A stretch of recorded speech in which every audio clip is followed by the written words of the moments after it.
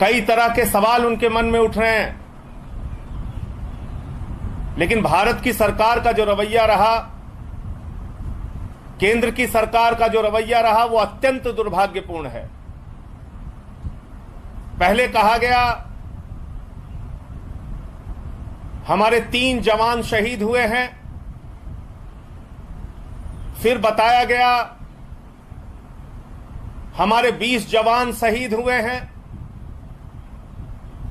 फिर बताया गया हमारा कोई भी जवान चीन की सेना के कब्जे में नहीं है, चीन के कब्जे में नहीं है। और कल यह जानकारी मिली, और वो भी मीडिया के माध्यम से जानकारी मिली, कि 10 हमारे जवानों को चीन से छुड़ाया गया है। मेरा सवाल यह है कि ऐसे गंभीर मसले पर, सीमा विवाद के ऐसे महत्वपूर्ण विषय पर केंद्र की भाजपा सरकार देश से झूठ क्यों बोल रही है? यह देश की जनता के साथ एक विश्वासघात है जो केंद्र की सरकार कर रही है। सही जानकारी ना देना, जवानों के बारे में, उनकी शहादत के बारे में आंकड़े छिपाना, देश को गुमराह करना, सीमा विवाद जैसे मसले पर सही जानकारी देश को नहीं देना,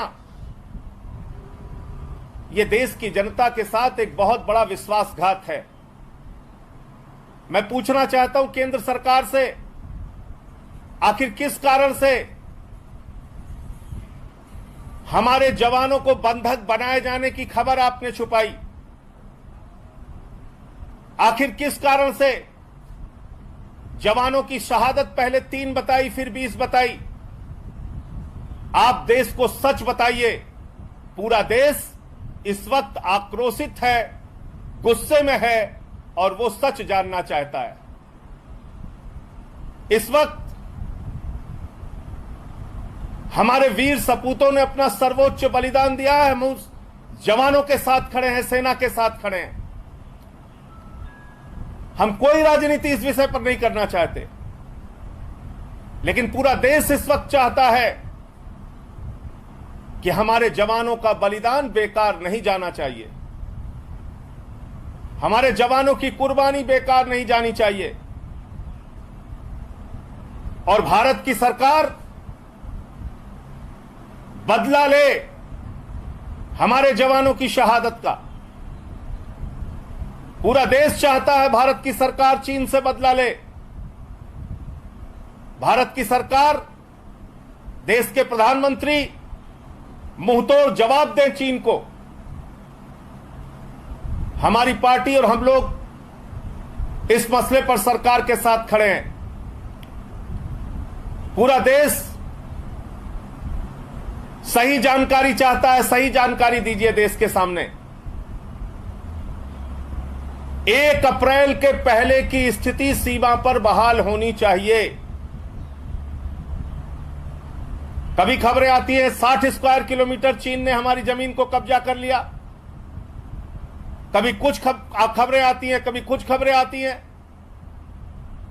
भारत माता की रक्षा के लिए हमारे वीर सपूतों ने जो कुर्बानी दी है, वो ये मांग करती है देश की सरकार से कि भारत की जो जमीन आज चीन के कब्जे में है, वो जमीन चीन से वापस ली जाए और 1 अप्रैल के पहले की स्थितियां बहाल की जाएं।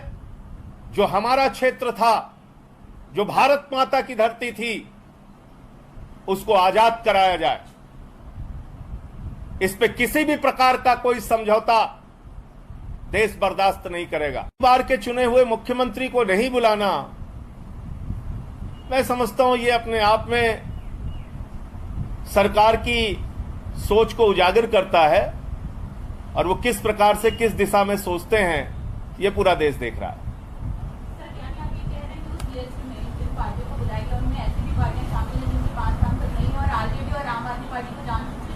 ये आप खुद चेक कर लीजिए ना, मैं तो आपको बता रहा हूं, और आपके चैनलों ने ही चलाया है। ऐसी तमाम पार्टियां जिसके पास 5 सांसद नहीं है उनको भी बुलाया गया है, और मैं ऐसा मानता हूं कि उनको बुला के कुछ गलत नहीं किया गया है, सबको बुलाना चाहिए। मैं तो सिर्फ एक सवाल कर रहा हूं कि 3 बार के चुने हुए मुख्यमंत्री अरविंद केजरीवाल क्या देश के महत्वपूर्ण नेताओं में शामिल नहीं है, या उनकी राय लेना भाजपा की केंद्र की सरकार और प्रधानमंत्री जी को जरूरी नहीं लगता है? मैं तो सिर्फ इतनी बात पूछ रहा हूं। और ऐसे समय में भी आप ये सब क्यों कर रहे हैं? ऐसे समय में सबको साथ लेकर चलने की जरूरत है। आप सिर्फ नारा देते हैं सबका साथ सबका विकास, सबका साथ लेना नहीं चाहते। आपको लगता है संजय जी राजनीतिक कारणों से अरविंद केजरीवाल को दूर रखा जा रहा है? इसका जवाब केंद्र सरकार को देना चाहिए, इसका जवाब भारतीय जनता पार्टी को देना चाहिए। यह एक राष्ट्रीय संकट का विषय है, यह कोई चुनाव की राजनीति नहीं है, यह कोई रैली सभा धरना प्रदर्शन नहीं है, यह एक राष्ट्रीय संकट का विषय है। देश की सीमा पर विवाद चल रहा है, हमारे जवानों ने अपनी शहादत दी है, तो ये तो सरकार को तय करना चाहिए कि उसको सबको साथ लेकर चलना है कि नहीं चलना है। धन्यवाद। कि मंगोलपुरी एक हिंदू का इलाका है, वहां मुस्लिम की कोई पॉपुलेशन नहीं है, किसी भी इलाके में नहीं है। मैं अच्छी तरह से मंगोलपुरी के एक एक गली को जानता हूं। अब यह सोचने की बात है कि रिंकू शर्मा की जहां पे सिर्फ और सिर्फ हिंदुओं की पॉपुलेशन है, वहां कोई मुसलमान जाके उसके घर में जबरन जाके उसकी हत्या कर देता है। क्या आप यकीन करते हैं इस बात को? और उस हत्या के बाद आखिर किसी भी हिंदू की हत्या होती है आज के समय में, तो उसको हिंदू मुसलमान का ही नाम खास तौर से भारतीय जनता पार्टी क्यों करती है? और उससे भी बड़ी बात है कि भारतीय जनता पार्टी हो या आरएसएस का कार्यकर्ता हो, उसकी हत्या होती है और उसके बाद उसको हिंदू और मुसलमान का ही रंग